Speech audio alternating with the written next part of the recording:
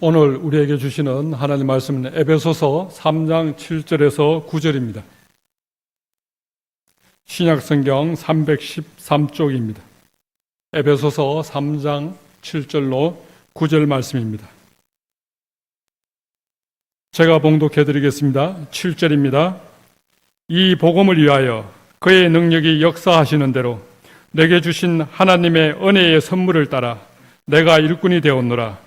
모든 성도 중에 지극히 작은 자보다 더 작은 나에게 이 은혜를 주신 것은 청량할 수 없는 그리스도의 풍성함을 이방인에게 전하게 하시고 영원부터 만물을 창조하신 하나님 속에 감추어졌던 비밀의 경륜이 어떠한 것을 드러내게 하려 하심이라.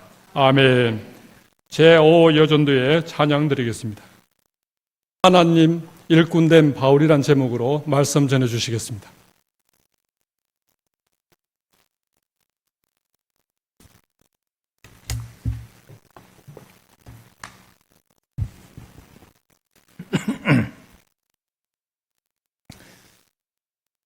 사도 바울은 이방인들에게 복음을 전하였습니다. 그래서 우리들은 사도 바울을 이야기할 때 이방인의 사도라 이렇게 부릅니다. 그리고 오늘 이 본문인 에베소서를 우리가 옥중서신이라고 하는데 그것은 감옥에서 이 편지를 썼기 때문입니다. 이 에베소서는 6장으로 되어 있습니다. 앞에 석장 1장에서 3장은 하나님께서 그리스도 안에서 이루신, 과거에 이미 이루신 구원을 강조하는 것이고, 뒤에 석장 4장에서 6장은 하나님께서 성령을 통하여서 우리를 위하여 이루어 가시는, 또 앞으로 이루어 가실 그 구원을 강조하는 것입니다. 좀 시간적인 그 차이가 있다고 볼 수가 있습니다. 그런데 하나님께서 이 에베소서를 통하여서 이루신 그 구원은 예수 그리스도 안에서 주어진 하나님의 은혜라 이렇게 이야기를 하고 있습니다. 오늘 읽은 본문의 앞부분 에베소서 3장 1절에서 6절은 바울에게 주신 하나님의 은혜의 경륜을 말하고 있습니다. 바울은 하나님의 섭리와 역사의 특징을 이해하면서 하나님의 섭리와 역사는 은혜를 특징으로 하고 있다. 은혜를 통하여서 우리를 구원하시고 은혜를 통하여서 예수 그리스도의 비밀을, 그리스도의 비밀을 알게 하시는 것. 그것이 하나님의 섭리와 역사의 특징이라고 이야기하는 것입니다. 에베소서 3장 4절에서 6절에서는 그 그리스도의 비밀, 그 내용을 우리에게 이야기하고 있는데 그리스도의 비밀이 무엇인가 하면 이는 이방인들이 복음으로 말미암아 그리스도 예수 안에서 함께 상속자가 되고 함께 지체가 되고 함께 약속에 참여하는 자가 됨이라. 이 얘기는 그리스도의 비밀이라는 것은 이제 복음으로 말미암아 이방인들과 유대인들이 하나가 되는 것. 그것이 바로 그리스도의 비밀이라고 이야기합니다. 이번 달에는 제 모교회가 설립 132주년 우리가 감사 예배를 드렸어요. 그래서 132주년 감사 예배를 드리면서 제가 그 설교를 준비하면서 앞부분에서는 우리 한국 개신교의 선교에 대해서 특히 우리 교회의 그 설립에 대해서 이렇게 좀 책을 읽게 되었는데 저희 교회는 한때는 백정교회라고 이야기를 했습니다. 왜 그런가 하면 1920년경에 그때 우리 교회가 설립이 되고 장로님을 뽑았는데 백정 출신인 분이 장로로 피택이 되고 양반은 떨어지게 됐습니다. 그래서 저 교회는 백정교회다. 그런데 얼마 있지 않아서 다시 왕손인 이라는 분이 그 장로가 됐어요. 그래서 제가 딴 글을 읽는 중에서 본 것이 그 당시 한국의 조선의 형편으로서 백정과 왕손이 같은 자리에 앉아서 예배 드린다는 것, 이것은 상상치도 못한 일이었다. 그런 기록을 보게 됐어요. 그런데 어떻게 다른 면에서 본다면은 백정과 왕손이 같이 예배 드리는 것보다도 더한 것이 유대인과 이방인이 함께 예수 그리스도 안에서 하나가 되는 것이 더 놀라운 기적인 줄로 믿습니다.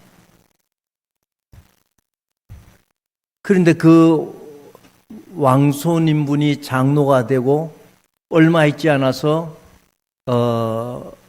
신학을 해서 목사가 됐어요. 그 제 모교회의 7대 목사님, 1924년에서 28년까지 그 7대 목사님이 됐는데 그 손주가 저하고도 아주 친한 그런 장로님이세요. 벌써 은퇴를 하셨지만은 그 모든 과정을 보면 하나님의 그 그리스도의 비밀이라는 것은 또 하나님의 또 역사라는 것은 은혜가 아니면 도저히 우리가 이해할 수 없는 것이 하나님의 그 역사인 것입니다. 그래서 에베소서 3장 7절에서 13절에서 보면은 이 복음을 위하여서 그리스도의 비밀인 이 복음을 위하여서 이 사도 바울은 하나님의 일꾼이 되었다는 것입니다. 아마 마찬가지로 우리가 주의 백성이 주의 일꾼이 된 것도 정말 이 놀라운 일을 이뤄가기 위해서 복음을 위하여서 우리들이 하나님의 일꾼이 된 줄로 믿습니다. 이 에베소서 3장 1절에 보면 사도 바울은 자신을 이렇게 소개를 하고 있습니다. 나는 갇힌 자라. 실제로 이 에베소서를 쓸 때에 이 사도 바울은 로마의 감옥에 갇혀 있었습니다. 그래서 자기를 갇힌 자라. 또 하나는 내가 갇혀 있는데 왜 갇혀 있느냐? 너희 이방을 위하여서 내가 갇혀 있다. 이 사도 바울은 이방인들에게 복음을 전한 첫 사도였습니다. 그래서 이 사도 바울을 통하여서 이방인들에게 복음의 빛이 비춰진 것입니다. 그리고 사도 바울은 이방인들에게 복음 전하는 것을 자신의 사명으로 삼았다, 이렇게 이야기를 하고 있습니다. 뿐만 아니라 이 사도 바울은 자기를 소개하면서 나는 그리스도 예수의 일을 하는 사람이라. 곧 바울은 예수의 복음을 전하는 사람, 다시 말하면 바울은 자기 자신을 하나님의 일꾼이라고 이렇게 이야기를 하고 있습니다. 이러한 바울의 모습을 보면서 우리도 어떻게 살아야 바울과 같은 하나님의 일꾼이 될 것인가를 우리가 생각하면서 은혜를 받기 원합니다. 첫째로 이 바울이 하나님의 일꾼 된 것은 그에게는 목표가 아주 분명했습니다. 에베소서 3장 1절에는 이렇게 기록합니다. 그리스도 예수의 일로 너희 이방인을 위하여 갇힌 자 된 나 바울은 너희 이방인을 위하여서 내가 갇혔다. 나의 일생의 목표는 너희 이방인에게 복음을 전하는 것이다. 에베소서 3장 2절을 보니까 너희를 위하여, 언제나 이방인들을 위하여서, 예수를 알지 못하는 사람들을 위하여서 사는 것이 바울의 목표였다는 것입니다. 오늘 본문인 에베소서 3장 7절에 보니까 이 복음을 위하여서, 사도 바울의 목표는 이방인들을 위해서 또 이 복음을 위하여서 사는 것, 그것이 바울의 삶의 목표였다는 것입니다. 제가 이 에베소서 3장 앞의 부분을 이렇게 보면서 우리가 바울의 삶의 목표를 생각한다면 바울의 삶의 목표는 이방인을 위하여, 너희를 위하여, 복음을 위하여 사는 삶이 이 사도 바울의 그러한 삶의 목표였습니다. 복음을 위하여 산다고 하여서 우리는 바울을 하나님의 일꾼이라고 부르는 것입니다. 사람들은 모두가 다 목표를 가지고 있습니다. 우리 신일교회도 목표가 있습니다. 제가 이렇게 보니까 신일교회는 목표라고 하지 않고 비전이라고 써놨더라고요, 이 앞에. 우리 교회 25년도 비전이 무엇인지 아십니까? 한번 읽어볼까요, 같이? 시작. 풍성한 열매로 하나님께 영광을. 금년 2025년에 원주 신일교회 모든 성도들은 이러한 풍성한 열매를 맺어서 하나님께 영광을 돌리는 교회와 성도가 되시기를 소원합니다. 우리 교회에만 이런 삶의 목표가 있는 것이 아니라 구약 성도들, 구약의 믿음의 우리의 조상들도 목표가 있었습니다. 구약 그랬을 때 먼저 생각나는 사람이 아브라함입니다. 이 아브라함은 어떤 목표가 있었느냐? 하나님께서 약속하신 큰 민족의 조상이 되기 위하여 하나님의 말씀에 순종하는 삶. 그래서 이 아브라함은 큰 민족의 조상이 되는 그러한 목표를 가지고 있었습니다. 또 모세라는 사람은 이스라엘 백성을 애굽에서 인도하여서 가나안 땅으로 인도하는 것이 그의 목표였습니다. 오늘 우리의 본문인 에베소서를 쓴 이 바울에게도 목표가 있었습니다. 아까 읽은 대로 7절과 8절 하반절에 보면은 나에게 이 은혜를 주신 것은 측량할 수 없는 그리스도의 풍성함을 이방인들에게 전하게 하시고, 이방인에게 복음을 전하는 것. 아까 점심을 먹으면서 한 장로님이 저한테 말씀을 하세요. 제가 이제 은퇴를 했다고 하니까 그러면 뭐 하고 사느냐고, 뭐 하고 지내느냐고. 그래서 제가 저는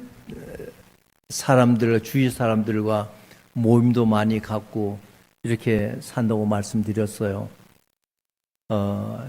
저는 지금 우리 고등학교 친구들과 성경 공부를 하는데 지금 15년째 하고 있습니다. 고등학교 친구들. 근데 그보다도 더 중요한 제 목표는 제 친척들 중에서, 제 친구들 중에서 복음을 모르는 사람들에게 저는 제 시간을 들여서 저는 이제 은퇴자니까 살겠다. 저는 이제 그걸 가지고 기도도 하고 늘 그렇게 살고 있습니다. 우리 모두에게는 목표가 있습니다. 바울에게는 이방인에게 복음을 전하는 것. 저는 믿지 않는 우리 친구들, 우리 친척들에게 복음을 전하는 것. 바울은 그의 모든 삶이 복음을 위하여서 다 바쳤습니다. 사도행전 20장 24절에 보면 사도 바울이 이야기하기를 내가 달려갈 길과 주 예수께 받은 사명 곧 하나님의 은혜의 복음을 증언하는 일을 마치려 하면은 나의 생명조차 조금 더 귀한 것으로 여기지 아니하노라. 이 말씀은 바울은 나는 나의 모든 앞으로의 내 모든 삶을 복음을 위하여서 내가 살겠다. 저는 은퇴했지만 아마 여기서도 은퇴하신 분들 많이 계실 거예요. 그러면 우리의 남은 생애를 무엇을 위하여서 살 것인가? 우리가 한번 생각할 수 있기를 원합니다. 사도 바울에게는 목표가 있었습니다. 그렇기 때문에 이 사도 바울이 주의 일을 하다가 많은 고난을 당하였어요. 많은 어려움을 당하였습니다. 그러한 수고와 고난을 이겨낼 수 있었던 것은 이 사도 바울에게 목표가 있었기 때문에 이겨낼 수가 있었습니다. 그리고 또 우리들은 사도 바울이 그러한 사람이었기 때문에 우리는 말씀을 통하여서 사도 바울을 배우려고 하고 우리가 기도할 때는 사도 바울을 닮기를 원한다고 우리가 기도를 하고 있지 않습니까? 우리의 삶은 바로 그렇게 이 사도 바울이 목표를 향하여 복음 전파를 목표를 향하여 달려간 것처럼 우리도 이 사도 바울처럼 목표를 향하여서 나아가는 그러한 삶이 될 때에 하나님께서 우리를 주의 일꾼으로 삼아 주실 줄을 믿습니다. 우리 한국교회가 1960년대까지는 주로 부흥회와 신방을 통해서 교회가 성장을 했습니다. 아까 제가 당회실에 들어가 보니까 저는 이 장로님 사진만을 보고 있었는데 나중에 뒤를 보니까 역대 목사님들 사진이 있어요. 여러분 보셨어요? 근데 보니까 초대 목사님을 제가 잘 아는 사람이더라고요. 그래서 너무 반가웠어요. 예전에도 제가 원주에 이렇게 한번 오면은 어떨 때는 저한테 전화를 하세요. 한 목사, 왜 원주 왔는데 나한테 연락 안 해? 그래. 아니, 어떻게 내가 원주에 온 걸 알고 또 자기는 또 원주하고 무슨 관계가 있는지인데 그렇게 이야기하라는 걸까? 오늘 보고서 제가 이분이 원주에서 목회를 하신 분이구나. 그래서 제가 처음 알았어요. 그분이 초대 목사님이에요.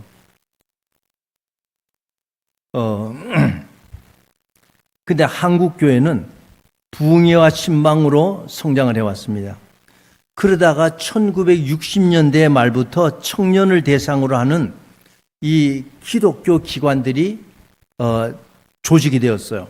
예를 들어 CCC라든지 내비게이터라든지 IBF라든지 조이 미션이라든지 이러한 기관들이 조직되면서 한국 교회가 급소하게 부흥하기 시작을 했습니다. 그 중에 이렇게 보면 우리 신일교회에서도 후원하는 한국대학생 선교회 CCC, CCC가 민족 복음화를 외치면서 대학생 선교 운동을 벌였습니다. 이 CCC에서는 오직 예수, 오직 복음, 오직 십자가라는 구활에 청년들을 대상으로 해서 복음을 전하고 그들을 또 훈련시켜서 복음을 전하도록 만들었습니다. 이 한국 CCC를 설립한 분이 김준곤 목사님이신데 이분의 목표는 뭔가 하면 평생의 목표가 청년 복음화였습니다. 바울이 복음을 위하여 일생을 헌신한 것처럼 김준곤 목사님은 청년 복음화를 위해서 평생을 헌신하였습니다. 바울이 복음을 위하여 평생을 헌신한 하나님의 일꾼이라면 이 김준곤 목사님은 청년 복음화를 위하여 평생을 헌신한 하나님의 일꾼인 줄로 믿습니다. 우리들도 오랜 동안 신앙생활을 해왔습니다. 저는 모태신앙인이니까 상당히 저는 오랫동안 신앙생활을 해왔습니다.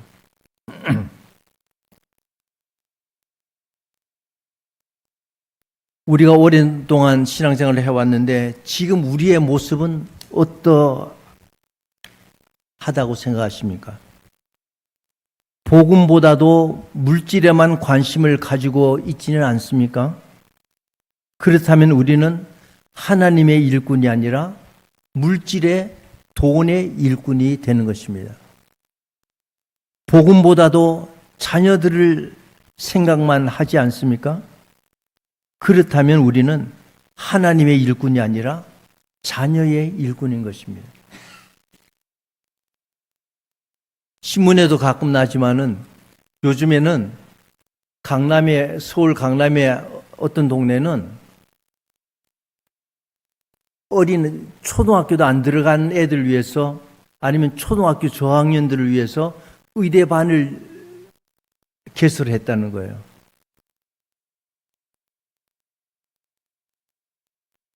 그 어릴 때부터 복음을 가르치면 얼마나 좋을까요? 그런데 부모들이 그 아이들이 의대를 갈 수 있도록 학원에 보내는 거예요.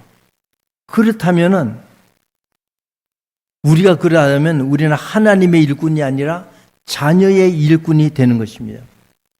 저는 생각합니다. 물론 우리 성도들도 돈과 자녀가 모두 다 중요해요. 우리도 돈이 많은 것이 좋고 또 자녀가 잘 되는 것 우리 기도 제목이지 않습니까? 저도 지금 우리 자손들을 위해서 기도를 하는데 정말 믿음의 사람, 그러면서 지혜도 있고 사회에서도 존경받을 수 있는 그런 사람, 우리 자녀들이 그렇게 되면 얼마나 좋습니까? 우리 신일교회의 유초등부 아이들, 중고등부 아이들이 정말 원주만이 아니라 우리나라의 뛰어난 지도자들이 되기를 우리가 기도해야 되지 않습니까? 물론 돈과 우리의 자녀들 중요합니다. 그러나 문제는 돈과 자녀가 우리 인생의 최고의 목표는 될 수가 없다는 것입니다. 우리가 정말로 복음을 위하여 사는 하나님의 일꾼인 바울을 닮기 원한다면 우리의 삶의 방향이 바뀌어져야 된다는 것입니다. 지금까지 내가 정말로 하나님의 유익을 위해서 살았는가를 돌아봐야 됩니다. 하나님의 유익을 위해서 살았다면 우리는 하나님의 일꾼인 것입니다. 교회의 유익을 위하여서 살았다면 우리는 교회의 일꾼인 것입니다.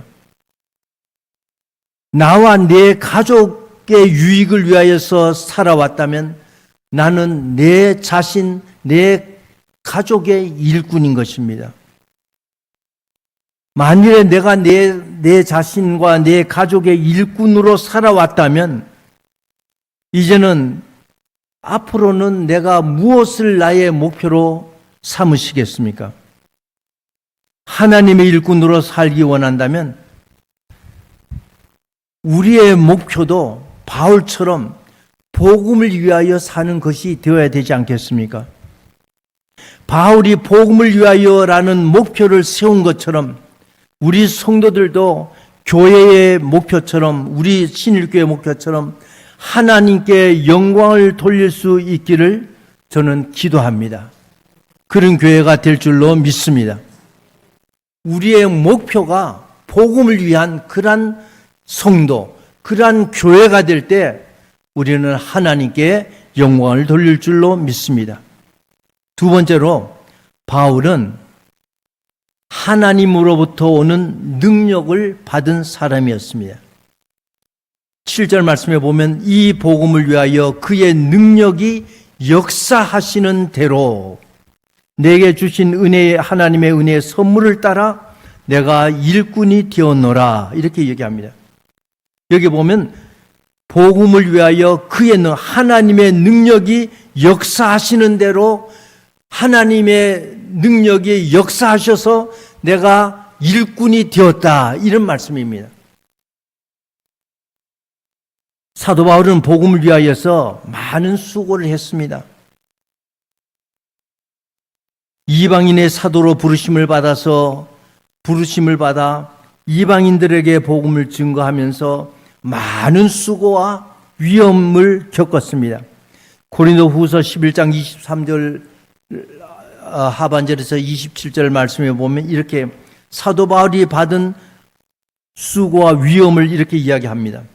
내가 수고를 넘치도록 하고 옥에 갇히기도 더 많이 하고 매도 수없이 맞고 여러 번 죽을 뻔하였으니 유대인들에게 40에서 하나 감한매를 5번 맞았으며 3번 태장으로 맞고 1번 돌로 맞고 3번 파선하고 일주야를 깊은 바다에서 지냈으며 여러 번 여행하면서 강의 위험과 강도의 위험과 동족의 위험과 이방인의 위험과 시내의 위험과 광야의 위험과 바다의 위험과 거지 형제 중에 위험을 당하고 또 수고하며 애쓰고 여러 번 자지 못하고 줄이며 목마르고 여러 번 굶고 춥고 헐벗었노라.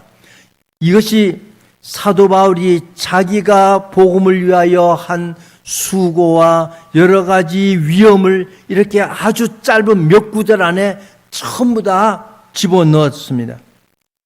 정말로 이 바울은 복음을 위하여 많은 수고를 했습니다. 또 우리가 잘 아는 것처럼 이 사도 바울은 3차례에 걸쳐서 전도 여행을 하였습니다. 그래서 이 사도 바울은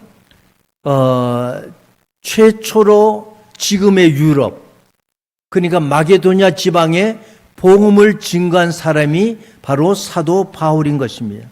복음을 증거하고 이 마게도냐의 교회를 설립하였습니다. 이 사도 바울이 전도한 그 지역이 우리가 성경을 보면 소아시아, 그런데 이 소아시아는 지금 튀르키예, 예전에는 우리가 터키라고 했는데 영어로 터키는 바보 멍청이 같다는 그런 의미거든요. 그래가지고 이제사 자기들의 나라 이름을 튀르키예라고 이렇게 이름을 바꿨습니다. 그리고 그리스, 이탈리아 이런 지방에 전도를 했습니다. 지금으로 이야기하면 중동 지방, 남유럽, 동유럽, 북아프리카에 걸쳐서 사도 바울이 여행을 3차례에 걸쳐서 전도 여행을 하면서 복음을 전했습니다. 이 사도 바울이 3차례에 걸쳐서 전도 여행한 것을 그 길을 쭉 따라가 보면 그 거리가 얼마나 되는가 하면 약 2만 킬로가 된다는 것이에요. 여러분, 서울에서 부산까지 몇 킬로인지 아세요? 400킬로. 400킬로면 2만 킬로를 갔다 그러면은 400킬로로 나누면 50번이에요. 우리가 고속철도로 가도 2시간 반이 걸리는데 이 사도 바울은 그때 걸어서 가거나 배를 타고 가거나 뭐 이렇게 갔으니까 얼마나 어려워요. 저도 소아시아 지방을 버스를 타고 한번 가봤는데 길이 고속도로가 직선인데 가도 끝이 없는 거예요. 고속버스로 달리는데도. 그것을 산의 위험과 강도의 위험과 구례의 위험과 바다의 위험과 수많은 그러한 위험을 거쳐서 2만 킬로를 다니면서 사도 바울이 전도를 했습니다. 그렇게 위험만을 당한 것이 아니라 사도 바울은 우리가 신약에서 바울 서신 그런 게 13권이 있습니다. 그냥 13번 편지를 쓴 것이 중요한 것이 아니라 이 한 권 한 권에서 강조하는 기독교의 교리가 있습니다. 그것을 다 축약한 것이 지금 우리의 신학이 되는 것이에요. 거기에 보면 로마서는 칭의 문제에 대해서, 우리의 의롭다 하는 것에 대해서, 고린도전서는 성화에 대해서, 고린도후서는 위로에 대해서, 갈라디아서는 자유함에 대해서, 에베소서는 찬양에 대해서, 이렇게 빌립보서는 기쁨에 대해서 각 서신을 통해서 강조하는 점들인데 그것을 다 모아가지고 보니까 그것이 우리 지금 기독교의 신학이 되는 것입니다. 사도 바울은 여행하는 수고도 했지만 글 쓰는 수고도 했습니다.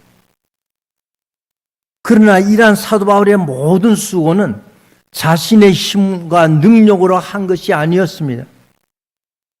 바울은 골로새 성도들에게 편지를 쓰면서 골로새서 1장 29절에서 나도 내 속에서 능력으로 역사하시는 이의 역사를 따라 힘을 다하여 수고하노라. 이 말씀을 자세히 보면 나도 힘을 다하여 수고했다고 했습니다. 그런데 거기에보다 더 또 중요한 말씀이 그 앞에 나와 있어요. 내 속에서 능력으로 역사하시는 이의 역사를 따라 나도 수고를 하지만은 근본적인 힘이 어디서 나오느냐? 내 속에서 능력으로 역사하시는 그 분의 힘이 바로 나의 힘이었다는 것입니다. 그래서 내가 수고도 하고 위험도 감당할 수가 있었다는 그런 것입니다. 참된 힘은 바울 속에서 능력으로 역사하시는 하나님의 힘이 바로 이 사도 바울의 참된 힘이었습니다. 저는 우리 지금의 교회도 마찬가지라고 생각합니다. 교회의 참된 힘이 어디서 나오느냐? 성도들의 참된 힘이 어디서 나오느냐? 우리가 가지고 있는 사회적인 지위, 물질, 이런 것이 우리의 힘이 되는 것이 아니라 정말로 우리 속에서 역사하시는 그분의 역사가 우리 교회의 힘이 되고 우리 성도들의 힘이 될 때에 우리 교회가 변화될 줄로 믿습니다. 바울이 하나님의 일꾼으로 많은 수고를 할 수 있었던 것은 때마다 시마다 하나님께서 위로부터 우리에게 내려주시는 힘이 있었기 때문에 우리는 지금까지 수고하며 살 수가 있었다는 것입니다. 빌립보서에서도 바울은 하나님을 의지하여 하나님의 힘으로 일한다고 얘기했습니다. 아마 우리가 잘 알고 많은 분들이 외우는 구절입니다. 빌립보서 4장 13절에 보면 내게 능력 주시는 자 안에서 그 다음 무엇인지 아세요? 내가 모든 것을 할 수 있느니라. 그 구절을 보면 내가 모든 것을 할 수 있는데 어떤 경우에 어떻게 해서 할 수 있느냐? 내게 능력 주시는 자 안에서 내가 예수 그리스도 안에 있을 때, 예수 그리스도가 내 마음에 있을 때에 내가 모든 것을 할 수 있다는 것입니다. 그 말은 우리 교회와 우리 성도의 영적인 힘은 많은 물질에서 나오는 것이 아니라는 것입니다. 지위의 높음에서 나오는 것도 아니라는 것입니다. 지식의 많음에서 나오는 것도 아니라는 것입니다. 교회의 영적인 힘은 어디에서 나오는지 아십니까? 말씀과 기도에서 나오는 줄로 믿습니다. 제가 들어보니까 지금 목사님을 청하는데 정말 우리가 좋은 목사님을 우리가 청하기 위해서는 회의만 해가지고는 안 되는 거예요. 광고만 해서 되는 거 아니에요. 우리 성도들이 한 마음으로 기도하고 정말로 이것을 위하여서 우리가 하나님께 매달릴 때 하나님께서 우리의 기도를 응답하실 줄로 믿습니다. 바울처럼 능력이 있는 일꾼, 바울과 같은 하나님의 일꾼이 되는 그런 방법이 있어요. 궁금하시죠? 저는 한 40년 전에 제가 제 대학 모교에서 제가 이렇게 좀 몇 년 가르칠 때 그 중에는 체육학과 학생들도 있어요. 그래서 저보고 이제 수영 못한다니까 수영을 가르쳐 주겠다는 거예요. 그렇게 저 하다가 교수님 그렇게 하지 말고 그렇게 자꾸만 이렇게 수영을 배울 수가 없으니 물에다가 몸을 맡기세요 그러는 거예요. 성도 여러분, 물에 들어가니까 물속으로 들어가는데 어떻게 몸을 맡겨요? 죽으려고? 그래서 저는 지금까지 수영을 못합니다. 저는 어떨 때는 방학 동안 한 40일을 계속 수영 강습을 받았어요. 처음에 한 이틀 정도는 제가 제일 잘했어요. 기초반이니까. 그 다음부터는 저는 자꾸만 안 되는 거예요. 저는 앞으로 가지를 않는 거예요. 자꾸 밑으로만 가는 거예요. 그러니까 저보고 그 코치가 선생님 물에다가 몸을 맡기세요 그러는 거예요. 아니 물속으로 가라앉아 죽게 생겼는데 어떻게 저보고 성격이 급하다는 거예요. 아니 빠져 죽겠는데 빨리빨리 움직이지 안 움직이는 사람이면 좀 바보 아니에요? 저는 그걸 늘 생각합니다. 물에서 뜨기 위해서 수영을 하기 위해서는 물에 우리 자신을 맡기는 것처럼 영적으로 살아있는 그러한 삶을 살기 위해서는 하나님께 우리 자신을 맡기는 삶. 내가 자꾸만 살아서 역사하려고 하니까 이게 되지가 않는 거예요. 정말로 우리가 하나님께 내 자신을 맡기게 되면 우리는 훌륭한 하나님의 일꾼이 될 줄로 믿습니다. 하나님께서는 우리에게 좋은 일꾼이 되는 그 비결을 주셨는데 하나님의 일꾼이 되려면 내 힘은 빼고 이제는 하나님의 능력에 의지하는 삶을 살 때에 우리는 하나님의 일꾼이 될 줄로 믿습니다. 하나님께서는 어떻게 우리로 하여금 하나님을 의지하게 만드느냐? 사실 우리도 어떨 때는 하나님을 의지하고 싶지 않습니까? 어떻게 의지할 수가 있느냐? 하나님께서 우리에게 역사하시는 방법은 우리의 연약함을 통하여서 우리로 하여금 하나님을 의지하게 만드신다는 것입니다. 불신자들은 약할 때에, 연약해질 때 절망을 합니다. 그러나 우리 성도들은 연약해질 때마다 하나님을 의지합니다. 사도 바울에게도 육체의 가시가 있었어요. 그것을 위해서 3번씩 간절히 기도했다고 이야기를 합니다. 그때 하나님의 음성이 들려왔어요. 고린도후서 12장 9절에 보면 무엇인지 아십니까? 내 은혜가, 하나님의 은혜가 너에게, 너 바울에게 족하다. 너에게 가시를 줬는데 그것이 너에게 족하다는 것입니다. 그것이 뭔가? 하나님의 능력은 우리 성도들의 연약함에서 하나님의 능력이 온전해지고 하나님의 능력이 강력하게 역사하신다는 그 말씀을 우리에게 주시는 것이에요. 우리가 연약할 때 하나님께서는 우리를 찾아오셔서 우리를 붙들어 주시고 우리를 온전케도 만들어 주시고 강하게도 만들어 주신다는 것입니다. 바울이 육신의 연약함을 인하여서 하나님을 의지하였듯이 나도 나의 연약함을 인하여서 하나님을 의지하는 법을 배우게 되고 우리가 하나님을 의지하게 될 때에 정말로 우리는 하나님의 일꾼이 될 줄로 믿습니다. 바울이 하나님을 의지하여 능력을 받듯이 우리도 하나님을 의지하여 하나님께서 주시는 능력을 받는 성도들이 되기를 소원합니다. 하나님의 능력을 받으면 금년에 내가 받은 직분을 감당할 수 있는 능력을 하나님께서 주실 줄로 믿습니다.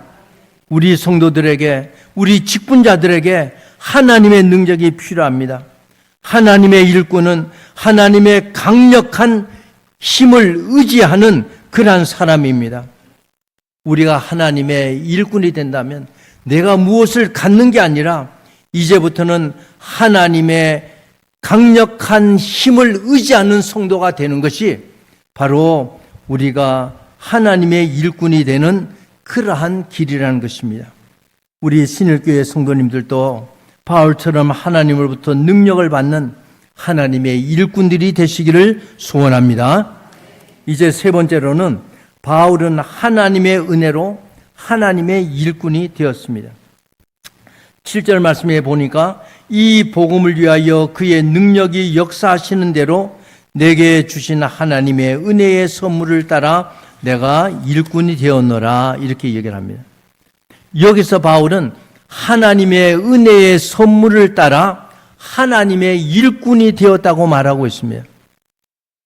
하나님의 은혜의 선물이라는 하나님의 은혜의 선물로 일꾼이 되었다는 이 말은 사도 바울이 자기가 하나님의 일꾼이 된 것은 사도가 된 것은 자신의 노력이나 능력으로 인해서 된 것이 아니라 하나님께서 은혜로 바울을 택하여 주시고 능력으로 덧입혀 주셔서 자기가 사도가 되고 일꾼이 되었음을 말하고 있는 것입니다. 이것은 사도 바울이나 오늘 우리들이 하나님의 일꾼이 되는 것은 하나님께서 주권적으로 우리를 일꾼으로 선택해 주신 것에 따라서 우리가 하나님의 일꾼이 된다는 것입니다. 우리 성도들이 하는 말 중에 사용하는 단어 중에 많이 사용하는 단어 중에 하나가 은혜라는 단어입니다. 은혜라는 의미가 무엇인지 아시죠? 근데 어떨 때는 우리가 너무 많이 사용하기 때문에 그냥 다 통하는 거예요. 은혜. 그 하나님의 은혜야. 그러면 통합니다. 그러나 그것이 은혜가 뭡니까? 그러면은 알기는 아는데 대답하기는 어려운 것이 은혜라는 그러한 것입니다. 은혜라는 것은 어떤 호의를 받을 자격이 없음에도 불구하고 하나님께서 주시는 것, 받을 자격이 없는 사람에게 주시는 것이 그것이 바로 은혜인 줄로 믿습니다. 우리는 지금까지 너무너무 많은 은혜를 받았어요. 우리의 삶을 보면, 우리의 과거를 보면, 내 생각을 하면, 나에 대해서 돌아보면 내가 정말로 목사가 될 수 있을까? 그러나 하나님께서는 저를 목사로 세워주셨어요. 제가 아침마다 기도하는 중에 여러 가지 많은 기도가 있지만 하나 감사 기도할 때 제일 첫 번째 감사가 하나님, 저는 집사의 집에서 태어났는데 생각지도 못한 이런 목사가 된 것 참 얼마나 감사한지. 그 말고 감사할 일이 너무나 많이 있어요. 그러나 제일 첫 번째 감사가 집사 집에서 태어나서 저는 목사가 된 그러한 은혜를 제가 받았습니다. 성도는 하나님께서 주시는 은혜에 절대적으로 의지하는 사람입니다. 은혜 없이는 하나님이 일을 할 수도 없고 은혜 없이는 하나님의 일꾼도 될 수 없습니다. 모세가 그러하였고 사도 바울도 그러하였고 우리의 믿음의 선배도 그러하였습니다. 우리 한국교회도 은혜로 하나님의 일꾼이 된 목회자들이 많이 있습니다. 이름을 셀 수 없을 정도로 특히 일제강점기 시대에 그때의 우리 한국교회를 보면 너무나 수많은 사람들이 은혜로 하나님의 일꾼 된 사람들이 많습니다. 아마 여러분들도 들어보셨겠지만 그 중에 한 분이 이성봉 목사님이라는 분입니다. 원래 이 이성봉은 목사가 되기 전에 아주 방탕하고 방황하고 아주 문제를 많이 일으키는 그러한 사람이었습니다. 근데 한 번은 부흥에 참석하였다가 성령의 감동으로 자신의 죄를 깊이 깨닫고 선포되는 말씀에 찔림이 되어서 자기의 죄를 고백하고 회개하여서 회개할 때에 하나님의 놀라운 은혜가 이 이성봉에게 임하였습니다. 후에 그는 이렇게 기록했습니다. 그날 이후 내 삶은 완전히 바뀌었다. 하나님의 은혜가 나 같은 죄인을 살리셨다고 고백하였습니다. 회심한 이후에 이성복은 신학을 공부하여 목사님이 되었습니다. 그는 내가 목사가 된 것은 능력이나 자격이 있어서가 아니라 전적으로 하나님의 은혜였다고 이야기를 하고 있습니다. 이성복 목사는 나중에 한국의 한국판 무디, 눈물의 부흥사로 유명하고 수많은 교회를 다니면서 수많은 성도들에게 하나님의 복음을 전하는 하나님의 쓰임을 받는 그러한 일꾼이 되었습니다. 오늘 우리 성도들도 그러합니다. 우리는 하나님의 은혜를 필요로 합니다. 주의 일꾼이 되기 위해서는 모세처럼 바울처럼 이성복 목사처럼 하나님의 은혜가 필요한 줄로 믿습니다. 많은 사역을 감당하였던 바울이 고린도전서 15장 10절에 보면 나의 나된 것은 하나님의 은혜로 된 것이니 내게 주신 그의 은혜가 헛되지 아니하여 내가 모든 사도보다 더 많이 수고하였으나 내가 아니요 오직 나와 함께 하신 무엇이요? 하나님의 은혜로라. 그래서 바울은 하나님의 은혜로 사도가 되고 많은 수고를 할 수가 있었습니다. 이 사도 바울도 세상적으로 보면 아주 뛰어난 사람이었어요. 빌립보서 3장 4절에서 7절 보면 인간적으로 세상적으로 이 바울이 얼마나 뛰어난 사람인가를 자기가 쓰고 있어요. 나도 바울 자신도 육체를 신뢰할 만하니 만일 누구든지 다른 이가 육체를 신뢰할 것이 있는 줄로 생각하면 나는 더욱 그러하리니 내가 8일 만에 할례를 받고 이스라엘의 족속이요 베냐민의 지파요 히브리인 중에 히브리인이요 율법으로는 바리새인이요 열심으로는 교회를 핍박하고 율법의 의로는 흠이 없는 자로라.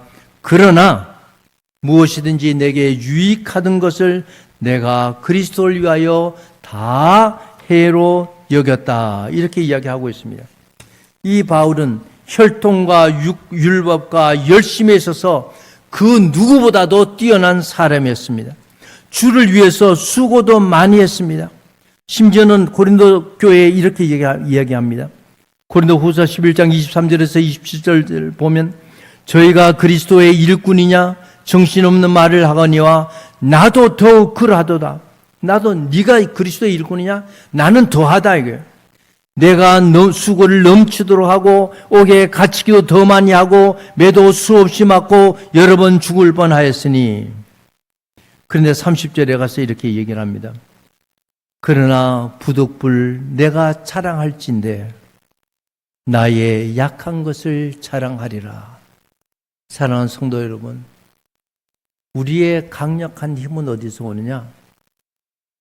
세상적인 혈통과 세상적인 지식에서 거기에서 우리의 힘이 오는 것이 아니라 우리가 하나님 앞에서 나의 연약함을 우리가 알게 될 때에 하나님께서 나의 연약함을 통하여서 주께서 역사하심으로 우리가 큰 힘을 얻을 줄로 믿습니다. 세상의 혈통이나 열심, 수고가 아니라 우리는 하나님의 은혜로 하나님의 일꾼이 된 줄로 믿습니다. 바울이 하나님 일꾼이 된 것은 세상적인 조건이 아니라 하나님의 은혜라고 이야기를 하고 있습니다. 우리는 교회에서 여러 가지 직분을 맡은 일꾼들입니다. 우리가 일꾼이 된 것은 나의 노력과 능력의 대가가 아니라 하나님의 은혜인 줄로 믿습니다. 우리를 하나님의 일꾼으로 삼으신 것은 하나님의 은혜인 것입니다. 은혜로 하나님의 일꾼이 된 우리들은 바울처럼 복음을 위하여 살고 바울처럼 주님께서 주시는 능력으로 일을 하고 바울처럼 주님께서 주신 은혜에 감사하는 그러한 성도가 될 때에 정말로 우리는 하나님께서 기뻐하시는 하나님의 일꾼이 될 줄로 믿습니다. 기도하겠습니다.